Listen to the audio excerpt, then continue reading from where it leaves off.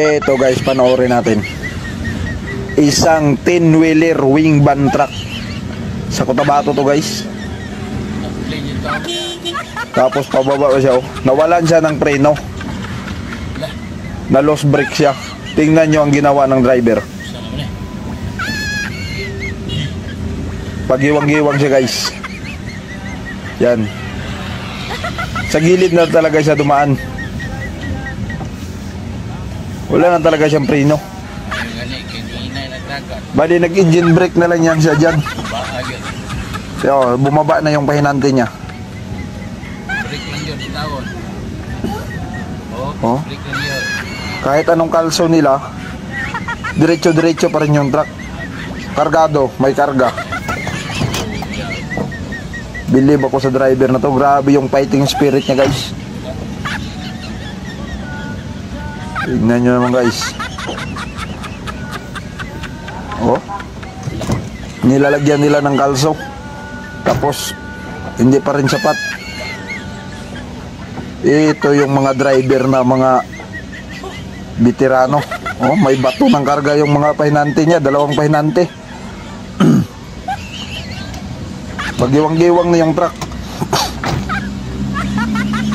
Tapos pababa pa talaga. Kung sa Bisaya, papalugsong siya.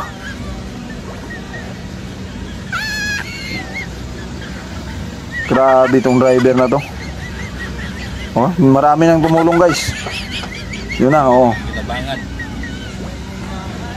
Para lagyan lang ng kalso. Itong bunggo, yung truckman ito, yan yung kaputi, bumaba para magdala ng kalso. Hinabol talaga nila guys. Grabing fighting spirit ng driver na to.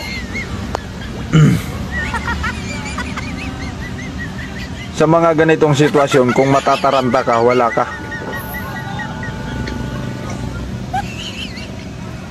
Kahit yung mga basura na sa gilid, binabangga niya na para lang mahinto. Yan, nakakita siya ng puwang. Diniretso siya pa rin. Doon, nakaluger na siya doon.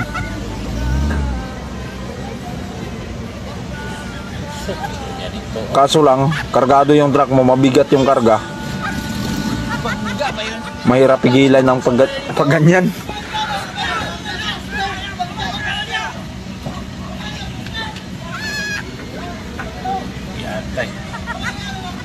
Ay, salamat.